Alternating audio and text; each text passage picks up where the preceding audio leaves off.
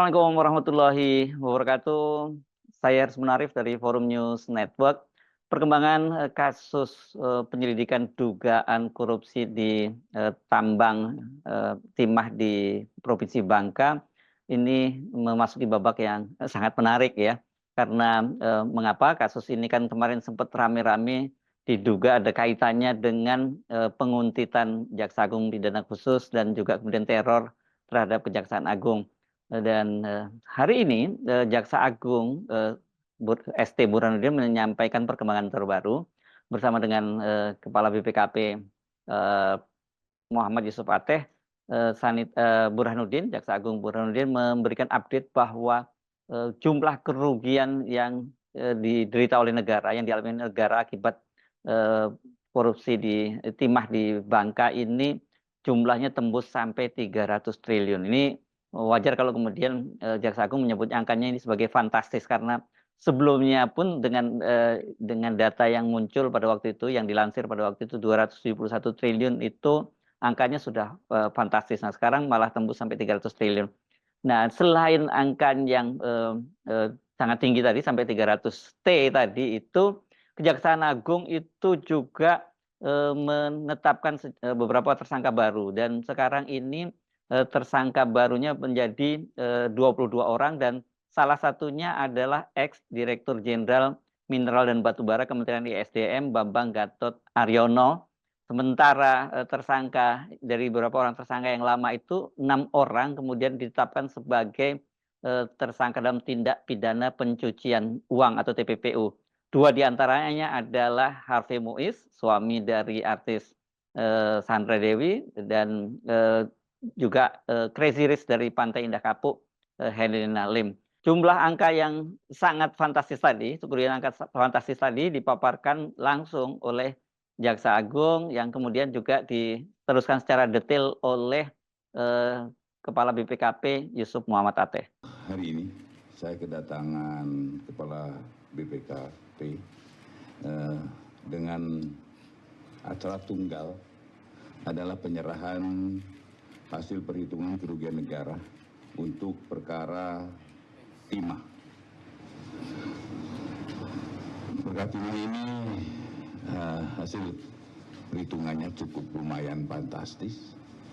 Yang semula kita perkirakan 271 dan ini adalah mencapai sekitar 300 T. Kemudian hari ini juga kami nanti kedatangan Pak Profesor Bambang Hero Saharjo, Guru Besar Perlindungan Hutan, yang akan menjelaskan tentang kerugian real terkait dengan ekologis, ekonomis, dan rehabilitasi lingkungan. Dan tentunya untuk teman-teman ketahui bahwa perkara timah telah memasuki tahap akhir pemberkasan dan diharapkan dalam seminggu ke depan, sudah dilimpahkan ke pengadilan. Untuk itu mempersingkatnya, mungkin silakan Pak Kepala BPKP untuk menyampaikan. Terima kasih Pak Jaksa Agung. Assalamualaikum warahmatullahi wabarakatuh. Selamat pagi, salam sejahtera untuk kita semua. Kami ingin sampaikan bahwa kegiatan audit perhitungan kerugian keuangan negara atas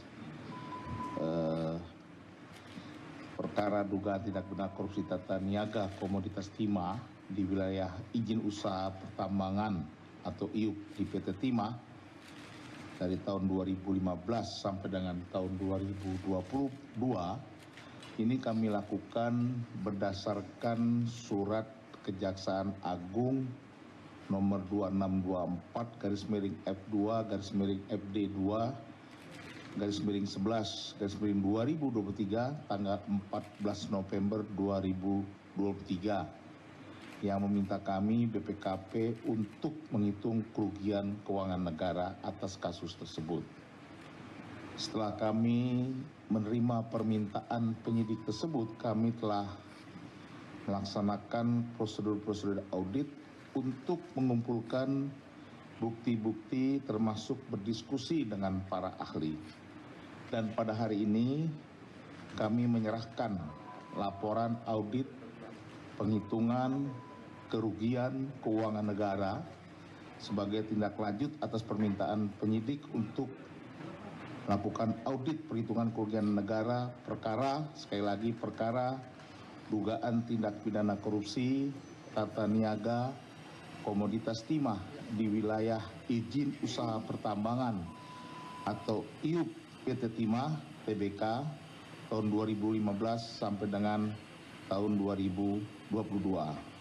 Tadi setelah seperti disampaikan Pak Jaksa Agung, total kerugian keuangan negara adalah sekitar 300,003 triliun dan nanti selengkapnya akan disampaikan oleh deputi saya, deputi investigasi dan tentu saja oleh Jaksa Agung Pidana Khusus. Demikian Pak Jaksa Agung. Wah, ini seru sekali ya karena sudah mulai merambah ke level yang lebih tinggi, jabatan lebih tinggi karena sebelumnya kan dari sejumlah tersangka yang telah ditetapkan itu hanya menyasar kepada di Dinas Kementerian SDM Provinsi Bangka dan Belitung dan kemudian para direksi dan petinggi PT Timah di Bangka dan juga para pengusahanya ya, sejumlah pengusaha yang bergerak di penambangan timah itu.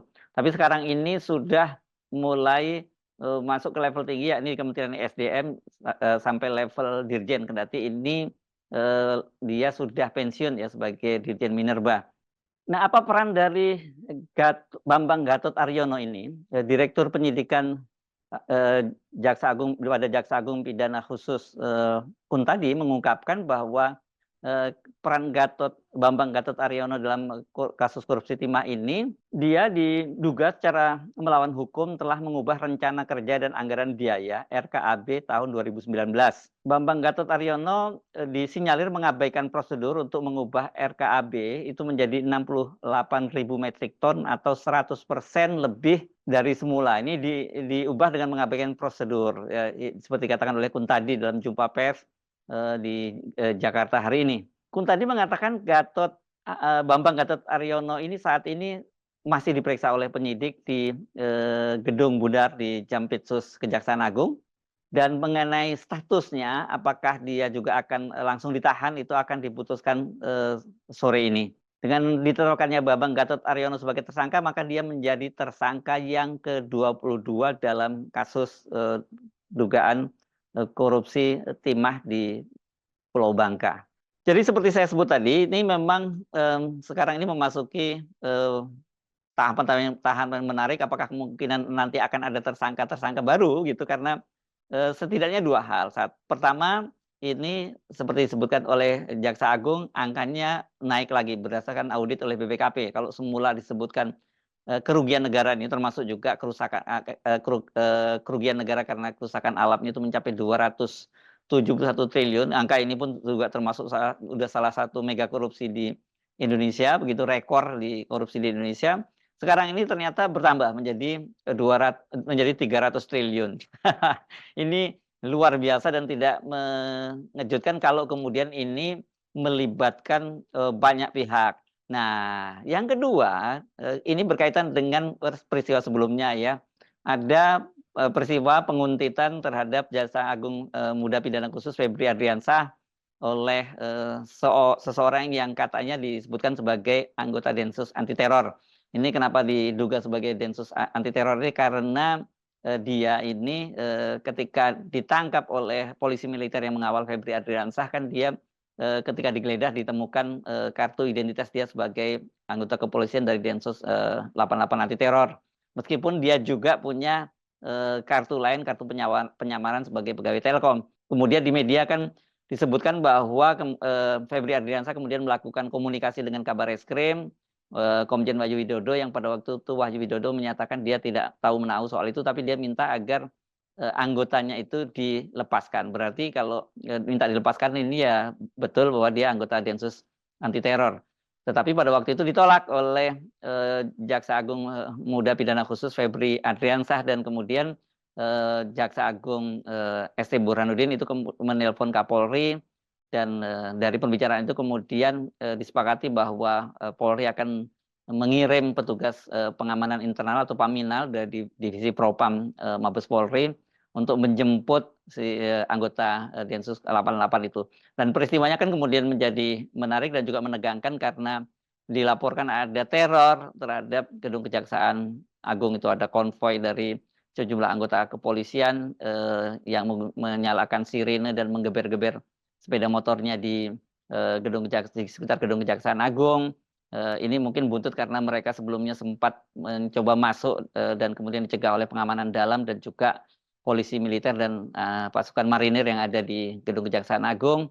Dan juga dikabarkan ada drone yang berputar-putar di atas gedung Kejaksaan Agung. Jadi ini yang pada waktu itu menimbulkan spekulasi apakah ini ada kaitannya dengan para penggede, terutama di kepolisian dalam kasus korupsi timah ini. Nah, ini kemudian jadi rumor yang berkembang jadi liar, apalagi karena baik Jaksa Agung maupun Kapolri itu tidak memberikan penjelasan. Termasuk juga Presiden Jokowi tidak memberikan penjelasan soal itu. Belakangan itu ada semacam konfirmasi yang ini mungkin bisa disebut resmi atau tidak resmi karena diunggah di akun Instagram dari POM TNI, ya. Di situ POM TNI itu mengunggah informasi bahwa mulai terhitung hari Kamis kemarin POM TNI itu ikut mengamankan Kejaksaan Agung, ya, karena berkaitan ada dugaan adanya penguntitan oleh anggota Densus 88 anti teror itu terhadap Jaksa Agung Febri Adriansyah. Ini saya kira merupakan konfirmasi di tengah tidak adanya konfirmasi, tapi tidak lama kemudian unggahan itu di take down oleh POM TNI dan kemudian yang seperti kita tahu tidak ada penjelasan apapun sampai kemudian ketika mereka ini para petinggi TNI, Polri dan juga kemudian Jaksa Agung bertemu di istana bersama dengan Menko Polhukam, mereka kemudian berfoto bersama dan membantah bahwa tidak ada persoalan di antara Polri dan Kejaksaan Agung. Bahkan kemudian juga Menko Polhukam Hadi Cahyanto, Marskal Hadi Cahyanto itu juga menjelaskan bahwa pengamanan di Kejaksaan Agung oleh anggota POM TNI AL itu tidak ada kaitannya dengan soal isu adanya pengkuntitan dan juga teror terhadap gedung Kejaksaan Agung. Menurut Menko Polhukam bahwa memang itu ada kerjasama terutama berkaitan dengan pengamanan karena di Kejaksaan Agung itu kan ada yang namanya Jaksa Agung Muda Pidana Militer. Jadi mereka ini ikut membantu Jaksa Agung Pidana Militer untuk melakukan pengamanan di gedung Kejaksaan Agung. Tetapi berdasarkan keterangan dari Kapus Pen TNI disebutkan bahwa pengamanan itu memang ada MOU-nya gitu antara POM TNI dengan Kejaksaan Agung. Tetapi apapun, saya kira penjelasan itu tadi, penjelasan yang sebenarnya tidak jelas tadi itu ya tidak bisa menepis rumor liar yang sudah kadung berkembang. Dan ketika ditanya oleh wartawan pun Pak Jokowi juga menyatakan bahwa masalahnya sudah beres dan dia katanya dia sudah memanggil Kapolri dan juga Jaksa Agung dan tidak ada masalah yang serius kata Pak Jokowi dan dia malah mempersilahkan wartawan untuk menanyakan kepada Kapolri apa instruksi dari Presiden. Pak Presiden apakah akan memanggil Pak Kapolri dan Jaksa Agung untuk dugaan penguntitan Jampitsus oleh Densus 88? Jampitsus Pak oleh Densus 88 itu kan pada sempat ramai Pak. Apakah nanti Bapak akan memanggil Bapak Kapolri dengan Jaksa Agung untuk membicarakan soal ini Pak? Oh sudah saya panggil tadi. Arahannya gimana Pak? Arahannya gimana Pak? Tanyakan langsung ke Kapolri, ya Kapolri ada. Pak tadi kan Bapak soal PDIP Pak. Oh Kapolri ya Kapolri. Tanyakan ke Kapolri langsung. Jadi kalau penjelasannya Pak Jokowi maupun penjelasan dari Menko Polhukam itu memang tidak menjelaskan apa yang sungguhnya terjadi dan bagaimana kemudian pemecahannya atau jalan keluarnya atau instruksi Presiden itu seperti apa.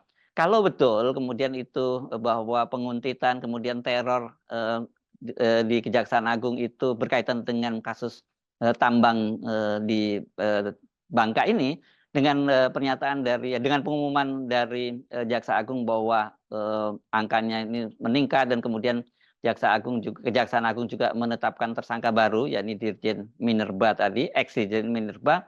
Ya berarti kasus ini jalan terus dan kemudian Kejaksaan Agung itu kelihatannya tetap gaspol kendati mendapat tekanan.